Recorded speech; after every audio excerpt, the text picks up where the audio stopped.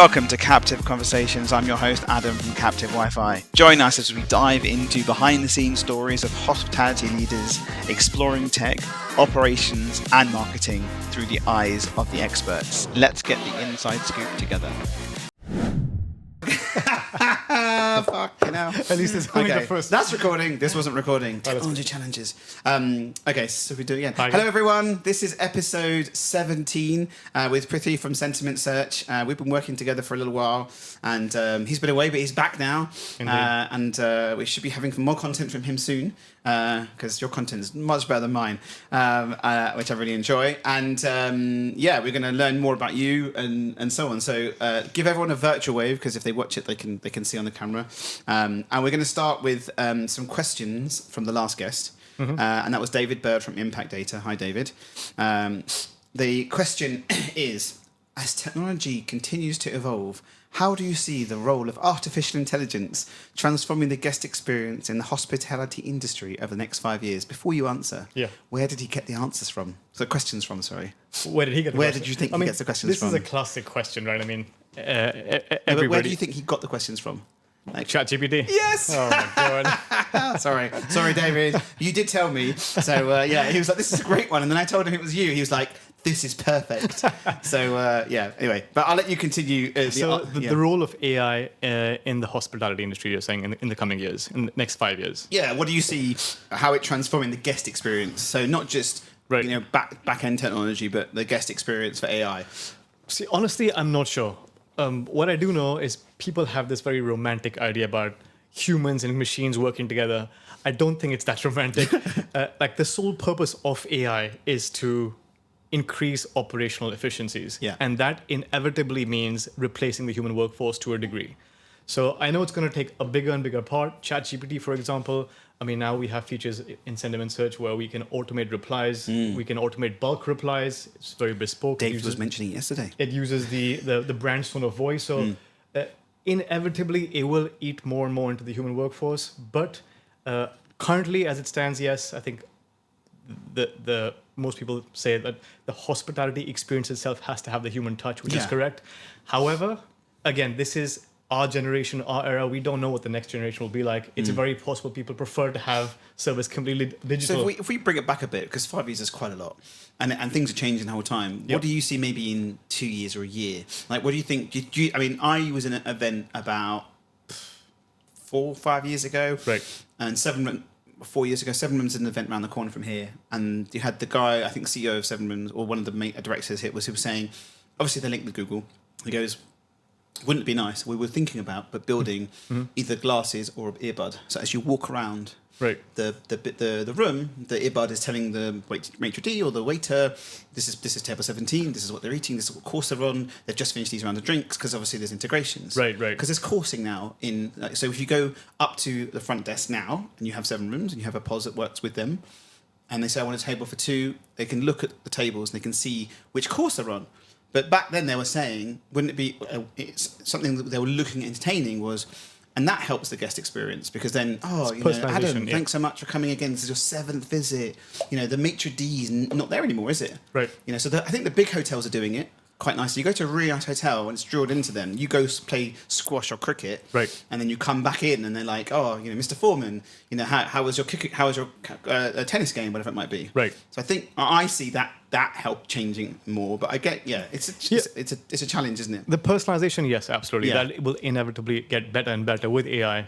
But I think just as a general trend, it will start eating into the workforce, which people think is perhaps not that true, but it is. Yeah, of course. I mean, you've got flipping burgers now and making coffee. You've got the AI machine making a coffee. Yeah. So Blank Street Coffee next is going to be having no one in it. Exactly. Because to me, it's very alien to have, let's say, like a classic Hollywood scenario. A robot serves me like my full 3-course meal at a restaurant. Yeah. To me, that's a very alien concept. And I'm actually repulsed by technology because I would deal with it all day long. Yeah. But the next generation could be completely different, right? So we have to be much more open-minded. Just because it doesn't appeal to us, we have to still think what is the industry heading towards. Yeah, absolutely. And it's more and more automation. Yeah, I get that. I think, listen, the human touch has always got to be there. And if you want the guest experience, you're not going to be greeted by a robot. It's not going to be the best guest experience. Not for now, but maybe in the future. Yeah, I wouldn't put it past anyone. Boston Dynamics, their bots are getting looking cleverer and cleverer. Yeah, correct. Okay, so the next question is: what are some of the most innovative tech solutions you've seen recently that have the potential to significantly improve operational efficiency in hospitality businesses, and not your product? Of course, not my product. It sort of leads into the best tech, but yeah, I mean. So, there are quite a few, to be honest, but the one that people tech generally is an area which I was not familiar with at all. It never came to my mind, and there's been such an explosion of people tech companies in the last few years. I think that is actually a very nice new era to be in. There's a big gap there. You introduced me to a couple of people, Blend AI, for example. Yeah. I really like what those guys are doing, and that really excites me as an entrepreneur and as an innovator. Yeah, I think that anything that can retain your staff is a winner for me. And that's, again, personalization, but for the back office. Yeah, right? What he was saying to me was very interesting. He was saying, just to touch on it quickly, he was saying, if you work on the line, cook line, for example, and you're taught how to make a sushi roll, right, and you're new, you want to learn, and the chef shows you, or the guy comes in from up, shows you how to make it all. You got it? And you go, yeah, I've got it. Now, you've been there for now 6 months, but you've been doing it wrong for 6 months. And then you train 5 other people. Later on, you've got 30 people all doing it wrong. Right. And the benefit of their platform is that you can just bring up your iPhone, double check, hold on, that was wrong. Or do quizzes and so on. And then the more you do well, the better attention you have. So I think you're right. I think that tech on its own it needs to explode. And then you can feed it into loyalty and everything else. Exactly, yeah. So, yeah, I like that. Okay, next questions. These are 2 standard questions. We go to the other questions at the end. Best hospitality experience? I'm in the industry, but I'm actually a caveman. So I'm at my desk all day long. But I feel you. The rare times I do go out, Indian Accent is one restaurant that... the original one's actually in Delhi in India. Yeah. They opened up another one in New York. They opened one here. Which and shut I down. work with him. I wrote it. I know the owner. Oh, no way. Yeah, I so met his him. son went to my school, actually. Oh, really? And we're really close friends. That place, it upset me. It was another restaurant. Yes. It was, and they rebranded, refurbished everything. It was in Mayfair. Yes, and it used to be Chor Bazaar before, yeah, actually. Chor Bazaar, right? Yeah. And we were there we helped them all throughout. I have to say, the work ethic for everyone working there and the food. Right. I've never experienced anything like, from the hospitality exactly to everything. And it was not a very big restaurant. And I didn't know the power of it. Like, you just mention Indian Accent, and it's like world renowned. So exactly. So that's one place where I'll remember the rest of my life. I eaten all 3: the Delhi one, the London one, and the one in New York. Absolutely mind-blowing experience. Yeah, they really do take it to the next level. Like, everything is over Correct. For it. So I wish there was another. I wish they would come back here. And coming back to the human touch, like, that's one place where you can really get the true power of the human touch. Yes. Right? It's so personalized. Well, it's drilled into them as well, right? Yeah. So I think is it what? It's like a super. The one in India is like. It's not a Michelin star restaurant, but it's like nearly there, right? Yes, Yeah. I don't know what the formal certification is or whatever it is, but it's very well renowned. Yeah. I wish they would come back here. To be fair, it was a nice team to work with, and the food was just awesome. Not saying there isn't nice food here as well, but they were amazing. That's crazy, though. You know the owner. I mean, that's a small world. It's a small world. Listen, it's 3 degrees separation. To be honest with you. Okay, so best hospitality tech. And no self-nom, so not you.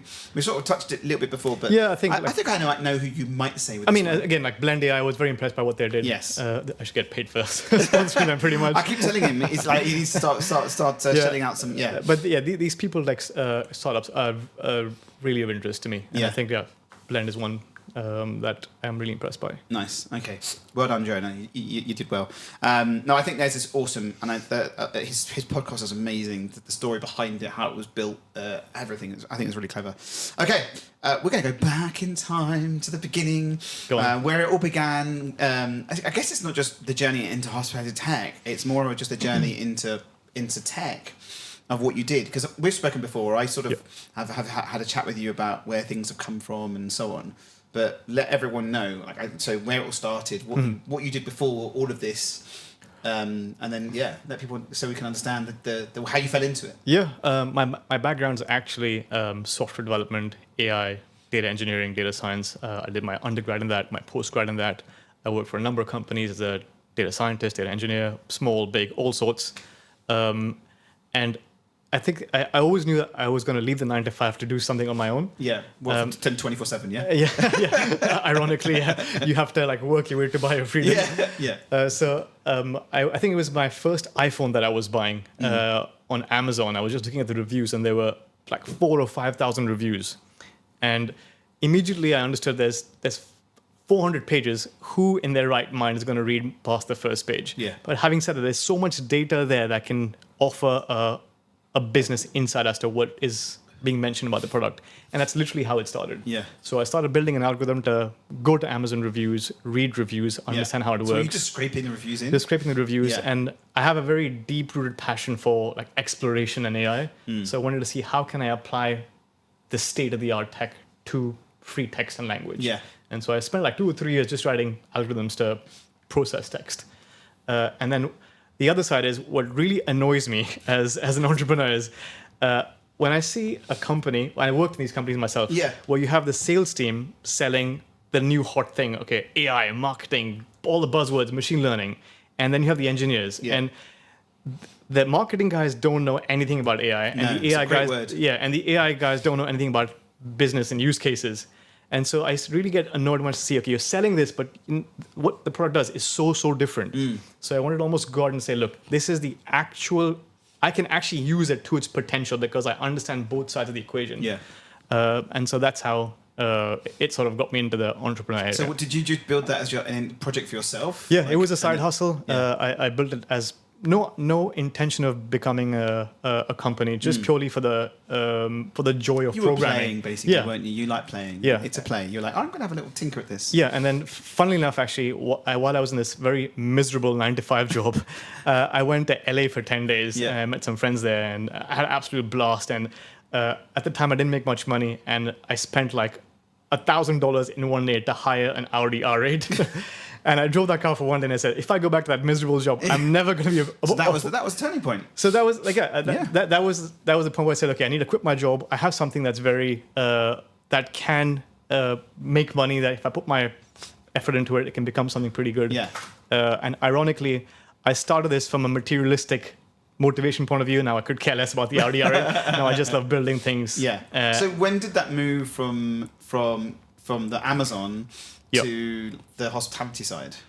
I just honestly fell into it. Was that like the next one? So like, okay, so I've done Amazon. Let's look at have a pop at Google. So I've done Amazon as a side as a project. Yeah. Now where can I actually apply this and make money? And restaurants is a very obvious choice. There's so much data. There's so much polarity in the data. And again, actually, such little people doing stuff with it. Correct, exactly. And at the time, I was doing a master's at Oxford, and I called up all the big companies and posed as a research student. Yeah. And I got demos from all of them. Oh, sweet. And they were laughable. So I was like, this is there for the taking. And that's so Indian Accent was actually one of my first customers. Oh, awesome. When I picked their brain to understand how do you apply this in a daily role, and it's pretty much. Were they the first people actually? Yeah, they were. Yeah. Oh wow. So what was their thought? I mean, obviously it was the early days. At the time, when I look back at the product, I cringe when I see what I developed. But yeah, it was still, it still was above the competition in terms of the AI that we used and how we worked. Yeah. They were pretty impressed. And did they see their rankings improve? Yes, they did, though not by as much as I would have liked because it wasn't that powerful back then. But yeah, absolutely. Yeah. I mean, the value is visible from day one. Yeah. Amazing. And then from there, building the product? Because you have a co-founder. Is it co-founder or co-director? I built the whole thing myself actually. Yes. Over 2 years. I got into a startup accelerator called Techstars. Yeah. And I got a bit of cash from them, and that was in. So the side hustle was from 2017 to 2019. Yeah. And in 2019, I went full time. Yeah. And that's when I hired my CTO, who now I view as a co-founder pretty much because he's been with me for so long. Nice. And then what's his role compared to yours? Obviously, I know what a CTO is, but yeah. So he is. I mean, he has full control of the tech stack. Yeah. He scales everything. I think the amount of development I do now is just I build a POC, I'll pitch it to him, and if he thinks it's feasible in the next development run, he'll go and sort of build the whole thing out himself. So, yeah, so unlike me, I just shove everything. So I don't do it now, but when we were doing stuff, I shoved everything into a Monday board, and I said build, and about a month later, one of my devs said to me, can we just do sprints? I was like, yeah, we can do sprints. It's easy. So I added the word sprint on top of everything, and I didn't know what sprint was. How would I know? I'm not. I mess around with a bit of code here and there. So he goes, I didn't mean shove everything into the word sprint. Can you just put what you want now? Yeah. And then you can have a wish list of everything else. Same questions for my CDO. He hates me, to be honest. I want everything now. Yeah. So if I had all the time in the world, it would be amazing. But so that's helpful. I was told to do that, but at least you have someone who's grounding you, basically. Absolutely. I'm more of a loose cannon. He's much more realistic in his approach. Yeah, that's very handy to have. Okay, and then it exploded, to be honest with you. So I met you through Mike Parnham. Hi, Mike, who was at the Rum Kitchen. I'd never heard of you before. Good. I think you already had a nice plethora of clients. But yeah, how are people finding you? Was it recommendation? Was it people finding you? Were you finding them? Like, how did that start? Because now it's like a bit like a freaking your website is like a logo sheet. Who's who of hospitality brands? You know. So initially, from 2019, I went from a side hustle, as I mentioned, full time in 2019. 2020, COVID hit, which obviously stopped everything in its tracks. Yes. Till middle of 2021, that's when sort of things started picking back up. So from 2021 till the middle of 2023, it was purely it was pretty slow, and it was just outreach by myself on my laptop. Okay. Between Rocket Reach, HubSpot, email campaigns. I mean, I literally have sent emails to every single restaurant operator on this planet. Yeah. And I'm an engineer, so I had to learn how to phrase. How was that though? Yeah, I mean, I love sales now. I mean, I can't do engineering. Sales is my passion now. I've seen your videos. Like, you're not an engineer. You're definitely not an engineer. You're just like a side hustle of an engineer. So I did discover that as a passion, actually. So I actually love sales now. Yeah. But it was just emailing people ruthlessly. I mean, I pissed off so many people in the industry. I've got some nasty emails but sometimes back. you have to, right? Yeah, you have to. Yeah. And I actually still have those emails printed on my whiteboard. Because it motivates me so much. Because that one's a client, that was now a client, that was now a client. Yeah, or that one, it will be a client. Because you said no to me, you will be my client very soon. Yeah. But it was very slow. Emails. Then once you reach that critical mass point where you have sort of built a name for yourself, now the outreach it's flipped. It used to be 90% outreach, 10% recommendation.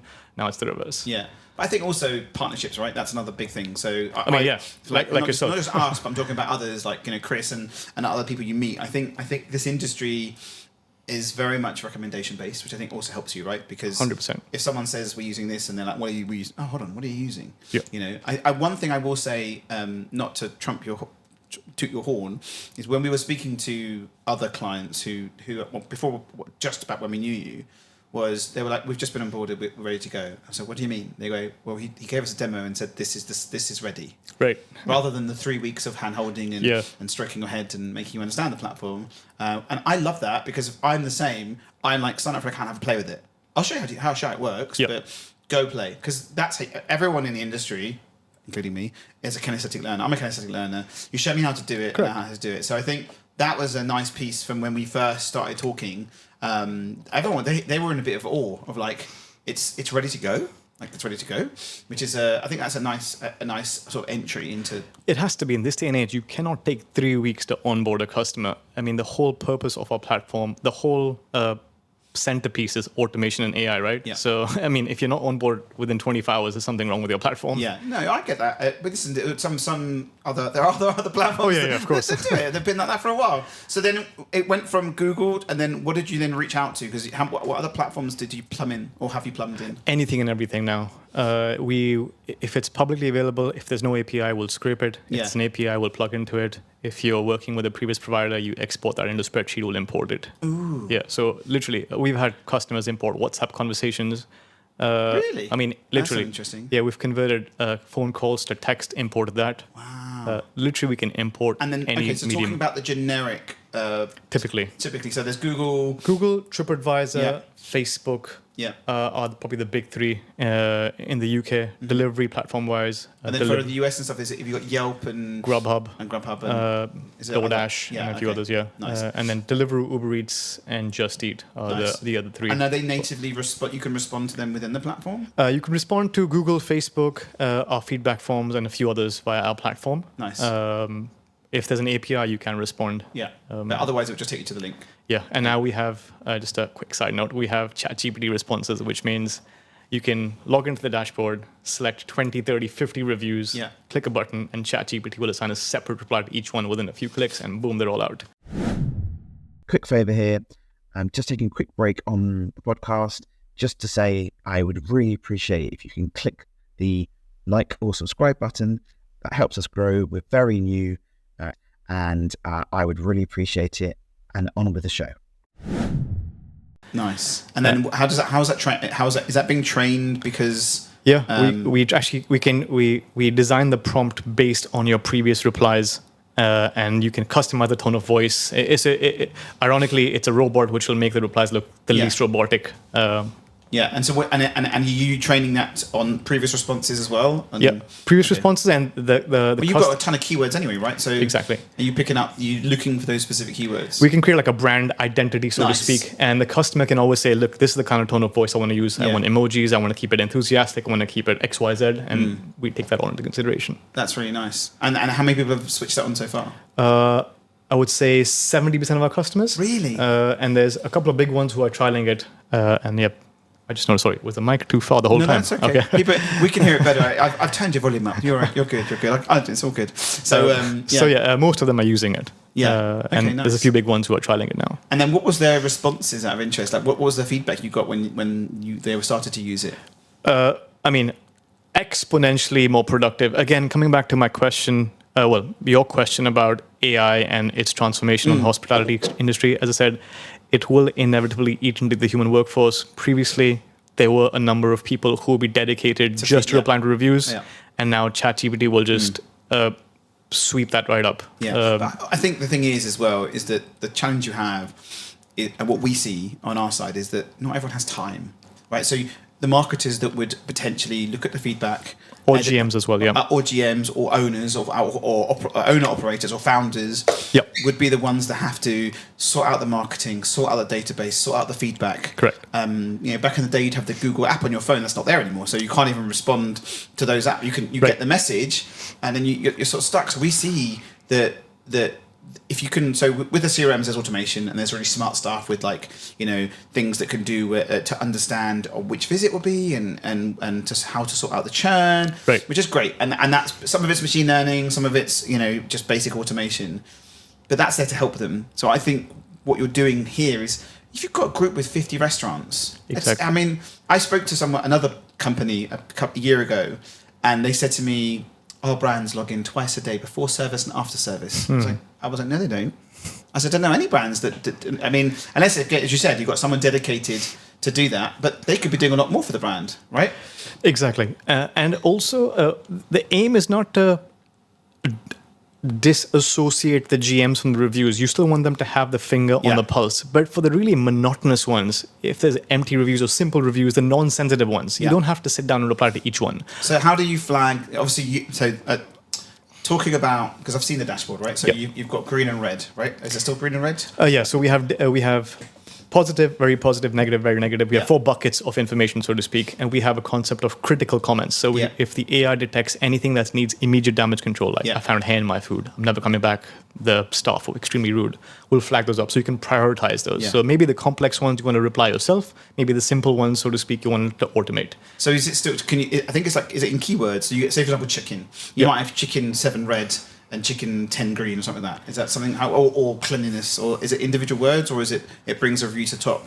No, it'll bring the review to the top. It'll tell you which ones you should reply to first. And then you can read that yourself and then maybe draft a custom reply for that. But for the simple ones, as we call them. So you can set on the automation for ChatGPT. It's like a wizard. Just get that to deal with all the generic responses so that you then can deal with the important ones. Which is usually majority of the work anyway. Yes. Talk to me about competitor analysis. Yeah, that's a big USP for us. In the UK, we track 60,000 locations on a daily basis. So you can literally benchmark any business against any business, whether they are a customer or they're not. And we don't just give you like a overarching NPS or rating. You can drill down and see, okay, forget speed. I want to see how attentive is my staff against their staff. Wow. How many times is their burger bread soggy versus our burger bread? It's a very detailed benchmarking tool, and that's the goal, right? I mean, the aim is to give you a very meticulous breakdown of your business, a scorecard, and then you can really pinpoint what your strengths and weaknesses are. Right? So I think so you can go in and go, right, so you add in 3 competitors, for example. Yep. How many do you recommend when you do it? So typically, let's say if you're a coffee shop of 10 units, you can add 4 competitors for each coffee shop. So you can add 40 competitors in. Wow. Okay.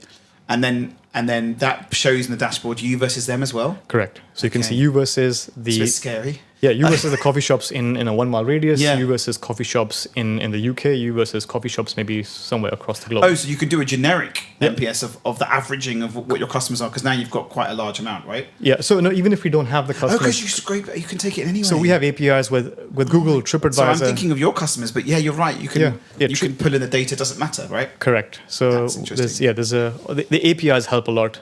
Some of them Google's free, but the other ones which I probably shouldn't mention, but they charge an arm and a leg. Really? But it does open up doors in terms of insights Yeah. For our customers. So then that onboarding then allows you to see how well you're doing versus your local or nationally, or even the individual your coffee shop that's 3 doors down as such, right? I'm going to compare my cappuccino with every other coffee shop that's in the same price tier in a 10-mile radius that also serves XYZ, and boom, there you have your scores. Wow. So it's very pinpointed benchmarking. That's pretty powerful. And then so do you end up having marketing and ops using it? Yes. Because then ops are able to understand the benefits and the reporting, and then marketing obviously deals with the rest of the stuff. Yeah, so it is is there different dashboards for different? No, it's the same dashboard, different pages. Yeah, of course. But yes, the core value proposition is for operation teams. We will tell you, as I mentioned, exactly what you have to address to get your ratings back up. That's the ultimate goal of the platform. How do you improve your ratings? But yes, for marketing, for customer experience, there are different use cases. Okay. So you've got services everyone. So you've got the review side. You've got the competitive analysis. Yeah. You've got the GPT on the responses. Engagement side. Side, and then feedback collection side, which is I guess comes in the review side. Yeah. So on the feedback collection side, where are you? Because you do your own forms now. Yeah. Where do people put that? Are people putting it on their website? Are they putting it on QR codes? Where are you finding that people are putting QR codes, website, post-signing emails, emails via CRMs like Airship, Como. So you plugged into the CRMs all of them, now, so they know that when the feedback comes back, they know who it's from, right? Yeah, and now we also have a case management side coming out in exactly today is the 9th, so coming on the I think 6 more days. Okay, nice. So basically, rather than just a feedback, it turns the feedback into a case. Yeah, exactly. Nice. So you can assign triage. Tickets. Exactly. Nice. Okay, so it's basically like we use Zendesk for a help desk, so it's like a mini like platform where you can actually assign it to people. Correct. Oh, sweet. That's really clever. And then it was severity and all that sort of jazz. Precisely, yeah. And then are you going to allow you to put alerts on there so if no one's responded after X time? And exactly. Nice. You can monitor the average duration of closing a case, who responded, how many tickets do you get for each category. Poor restaurant owners. I mean, actually, when we built the product, I thought case management was forget it. I mean, I had absolutely no interest, but actually it closes the whole feedback system, right? Yeah. We provide all this insight, we provide all the actions they need to take, but then what happens after that? Does it actually go through? Yeah. So the case management gives you more accountability. I guess you can track it more as well. So how many things were resolved? I'm assuming you'll have a tier of what the completion was. Yep. Customer was this, customer was that, and so on, and then you can generate reports from there. Yeah. So it just closes off that feedback loop for us. And then reporting. How does reporting work? Are you generating, because obviously different types of reports, there's owner, there's marketing and so on. Are you doing like a hey thumbs up on those sort of like reporting stuff, or how does that work? Because some people put, I can imagine some brands are telling GPT on for everything and then just like off you go. We have a whole host of reports for different departments. We have especially for chefs, especially for marketing operators. The CEO gets a different report. Nice. It's very, very bespoke. Customizable. Very bespoke. Okay. And that's one of the, I would definitely say that's one of the strengths of our platform is you can literally ask for any report that you want. Again, it's almost fully automated on the back end. So are you using natural language to people to write stuff, or you manually select stuff? Is that coming? No, so the bespoke stuff we do ourselves. Yes. It's almost like a sort of a consultancy service we provide you. But the beauty is in the we have all the data, right? So exactly the storage and granularity of that data, so we can run any query we want across any restaurant. So it's not like it's under development and it's going to take 6 weeks for our team to pull out the give information. us 48 hours. Really? Yeah. Okay. Jeez, Louise, putting everyone to shame.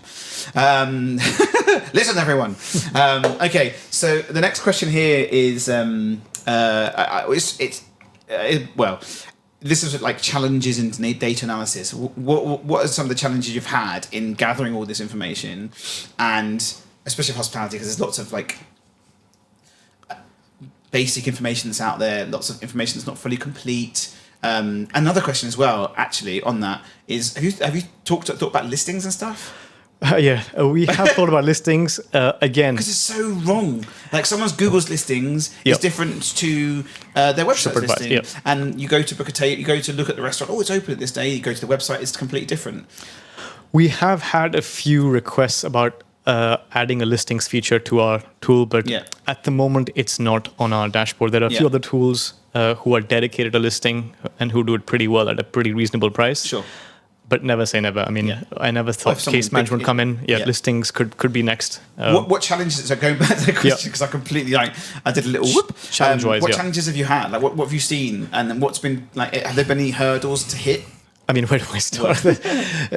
Data. We have had so many hurdles. There's so many aspects. So one is just the sheer volume of data that we have to collect from Google, TripAdvisor, Facebook, sifting out fake reviews. That's probably the main one. How do you sift out fake reviews? Yeah, we have a lot of algorithms that will tell you the credibility of an author, whether you should be considering that review into your platform, translating languages from non-English to English, and then through the AI. So there's a lot of work we had to do around the designing of the algorithms with these data sets to get to where we are. But I mean, I don't want to go into the technical details. I think it's super interesting, to be honest with you, because it's so much data. I mean, we just do Wi-Fi, right? So that's right. That's data coming in and gets sent in. Great. You're actually reading actual text. Reviews, text, yep. having to decide, well, not you personally, you know, but the algorithm's reading everything. Yeah, that's where does the point go of like, okay, hold on, I need to more resources.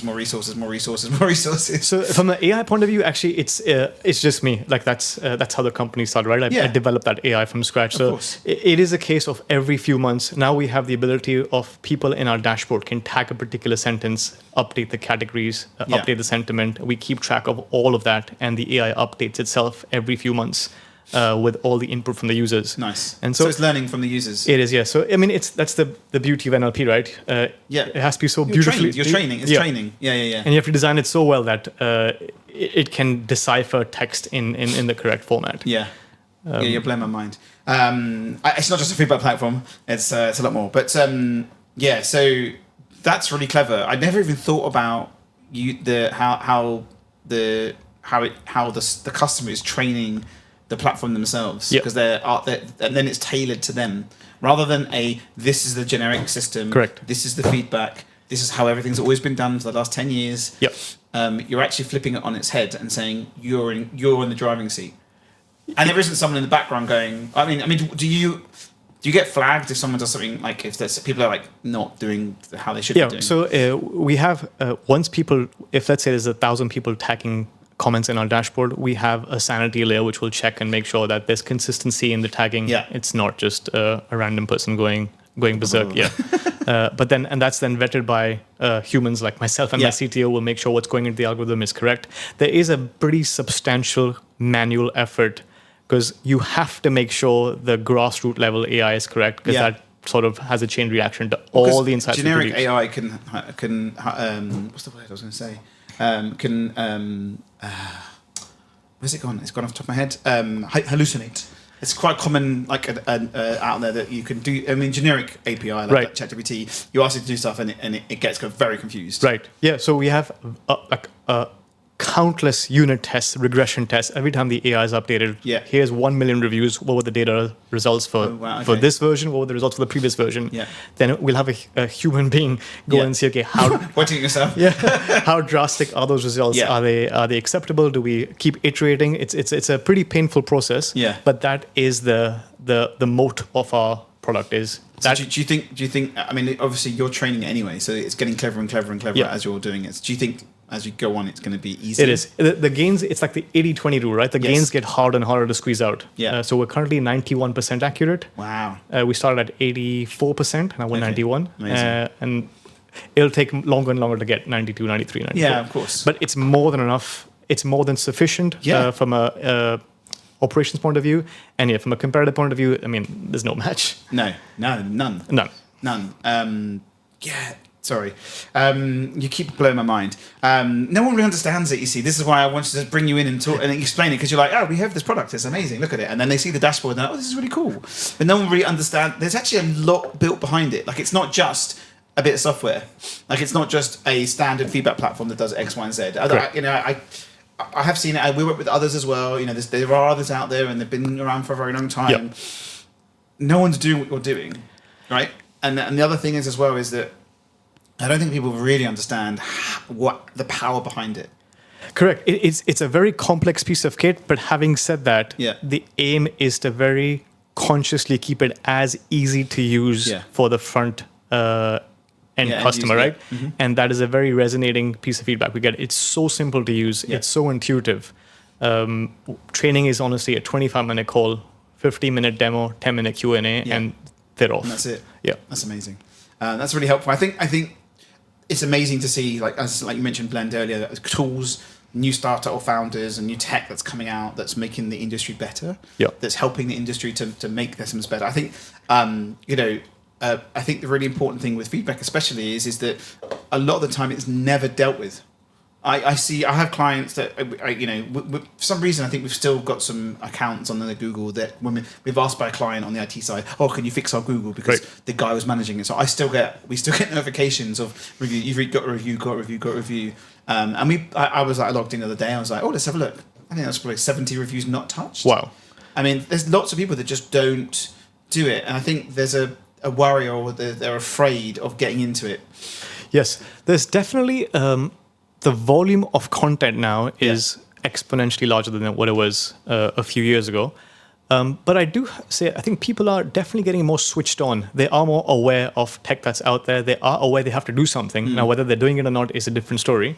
But most of the guys we pitch to, they're very receptive to the tech we're bringing to the table. Again, probably. So, are you finding that what percentage are you finding people have actually already had something in place, or someone was doing it, versus like actually we need something? I would say 90% of people had something in place. Yeah. There's a few guys who are still doing it manually until we came along. But again, the guys who have existing tools, I am pretty arrogant when I say this, but I do feel the existing tools are very, very primitive. And so there's people who's used to a certain standard of insight and product from these existing tools. Yeah. And then when we come along, it's very obvious you can do a lot more. And it's a natural extension of what they're already doing. Yeah, I think, listen, everything needs to change, right? And some things stay as they are. Same with POS, same with all tech. Right, yeah. They're products that people have always used them, and they always will. And then there has to be a new generation. Yes. So I think, welcome to the new generation. I'm not sure on the new generation, but I think I'm just on the verge of catching that new generation. True. I think the thing is that you're helping, as I said, you're helping customers, and that's what we're helping the industry. And I think if you can, so other questions back to the product. If someone leaves in like a one-star review, where do the notifications go? Is there a push, or there's no mobile app, right? It's just an email, right? Yeah, it's just an email report that goes out. So is there plans in the future to send push stuff, or even, have, because obviously back in the day, years ago, I think Nando's had it years ago.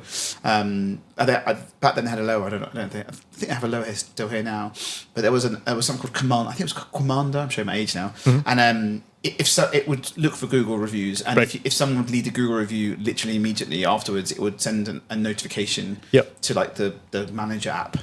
to deal with. So sometimes there are reviews immediately. Like they'll sit down and be like, "This is terrible." So we have instant email notifications that go out in case, especially if it's a negative review. Yeah. But otherwise, it's mainly daily reports and our dashboards updated instantly as well. Do you think do you think if, or I guess it's all customer dependent, but do you think there might be a possibility, like going forward, like because you can send triggers, right? So if are you plugged into like Zapier or other bits and bobs where you can like webhooks and stuff? Correct. Yeah. So potentially, if someone wanted, they could send a hooker out. If there's a negative review, send a text message to this general manager. Correct. Yeah. So the possibilities there. Possibilities there. Okay. The app has been mentioned a few times. It's just not the biggest ROI for us at the moment. No, I agree. But yeah, I think maybe at some point in the next 12 to 18 months, an app like WhatsApp in, be great. Yeah, we can. I mean, it's actually so simple to do that now with the APIs. Yeah. So we might do that. Yeah. Yeah, you just WhatsApp the manager outbounds with the review. Maybe WhatsApp manager from the customer's mobile number, and then they can respond. That'd be awesome. Not that you can grab it, but you could scrape anything nowadays. So you definitely can. Use your ML to do some deep dive. Steal the customer's mobile number. Send a WhatsApp to the manager from them. This was the review, and I'll they be can respond. Deported back to India shortly. But yeah, I think that happened. That was years ago, but that was a very basic form of it. I think. People want to. I think obviously there's GMs as marketing and so on. It's not really for the GM to respond, but it's more for the GM to know about it. But if you've got the webhooks available in there, then they can. You can do what you need. And that's a challenge, right? Given we're such a small team, we're only 7 full-time employees, and we have quite a few customers. So the challenge is always prioritizing. We have features coming in our way every day. Yeah. X, Y, Z. What are the top 3 that people are always asking for? I mean, there's no top 3. It's like top 30, top 500. There's so much stuff coming. So it's so difficult to sift out what is the correct risk to take. That's why your CTO is sitting next to you going, no, yes. Actually, I think that's why in this day and age, it's so important that the CEO in today's world should actually be a hybrid CEO, CTO. Yeah. And then there should be a dedicated CTO. Because if you cannot understand how to apply technology to every business use case, you're going to go in the wrong direction and your ship will sink very fast. Yeah, you're building the wrong tools for the wrong people. Wrong tools, wrong people. You don't understand how to actually build the tool, what goes into the tool. Is it maintainable? Is it scalable? Yeah. And so that's why I think every single person now, regardless of age, you should have some understanding of how tech works, APIs work, because it puts everything into perspective. Yeah, no, I agree. I think you're right. We're doing like 2-week sprints, little bits of bobs, just little changes here and there, nothing major, and the big stuff's waiting to come in. And I think that's really important to sort of be a bit grounded. Also, my co-directors don't spend any more money, so we have that as well. Okay, we sort of talked about it really, but this is sort of like coming towards the end. So the future of sentiment. Who has a sentiment analysis? What do you see next on with emerging tech? What do you see it pulling in? Or what do you see what's next? Is it having a smiley face at the restaurant when you leave, like our boss, you know what? That's actually that's been recommended a few times. Yeah, we work with a few hotels and they said we want to at the check-in and check-out we want a smiley face in the That's great. I think it's great too. You've got simple, effective. You've got immediate, and they don't have to deal with it. It's not QR code. Exactly. And it's anonymous as well, so you potentially do that. But sometimes the simplest option is the best option. You don't always have to jump on the AI bandwagon. No, you're right. Something. Yes and no. Yeah, smiley face, unhappy face. And you've got the guy behind the counter going, trying to give you the biggest smiley face possible, and it's pointing at the thingy. But you've got hotel apps now, so potentially there could be a way of if they were clever. The hotel app with the communication would be like, how's your experience? Yeah, we already have that with a few hotels, So we're working with a few hotels, a few airports, actually. There's quite a few different... We actually got referred to a couple of retail shops as well. I think it'd be awesome in the airport lounges as well. I mean, that's important. Any industry that has a lot of customer feedback is a go-to market. It's just a matter of resources for us. Yeah, well, it's not just hospitality, is it? So it's anything. Yeah. At the moment, I would say 90% of our customers are restaurants, hotels, bars, coffee shops. Yeah. But we're definitely diversifying pretty quick. You've got hairdressers and whatever, right? Actually, hospitals is a big one. Maybe not that much in the UK because it's not privatized. Yes. But in countries where it's private and customer feedback plays a big role. Massive. It's a big market. Yeah, that's really interesting. That's right. So do you plug it? So we talked about Blend before. Are you planning or do you plug into any employee engagement?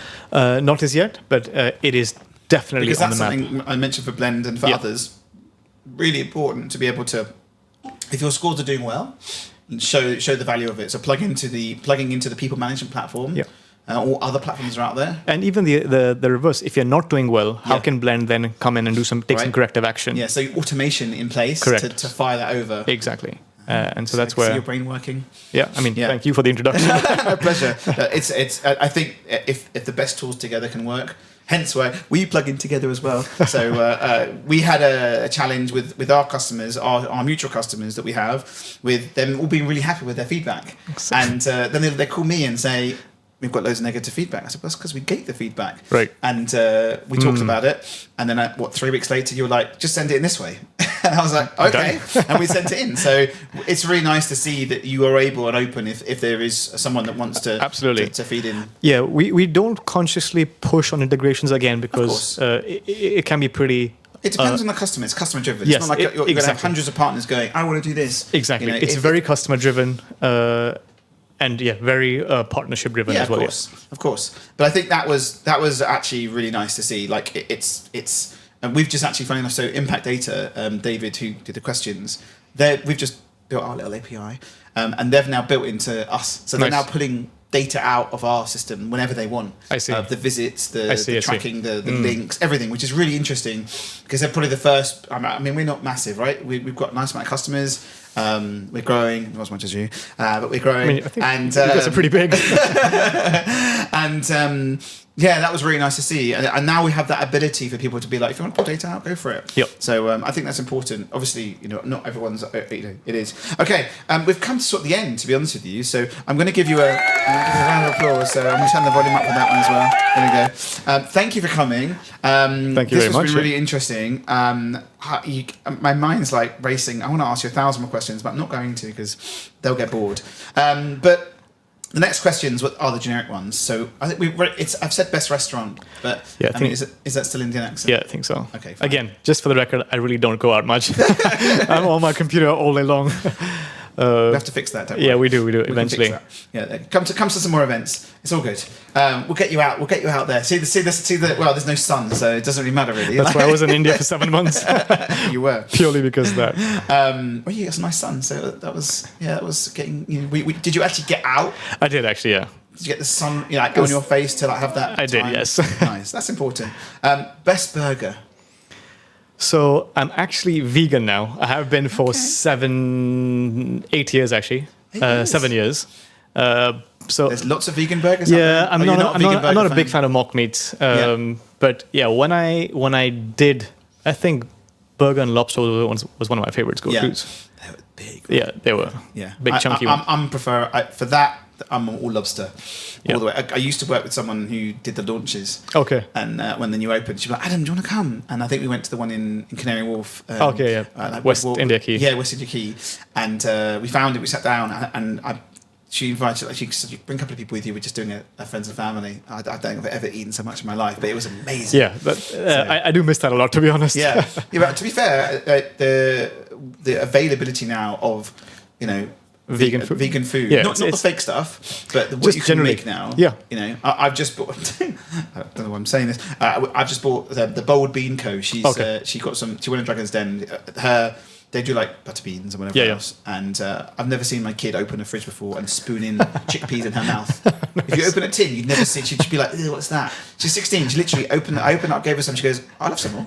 She was spooning out just queen chickpeas like this, and I was like, "Damn!" And now I'm making with it, and it's amazing. So I think I need to go that way. Best hotel.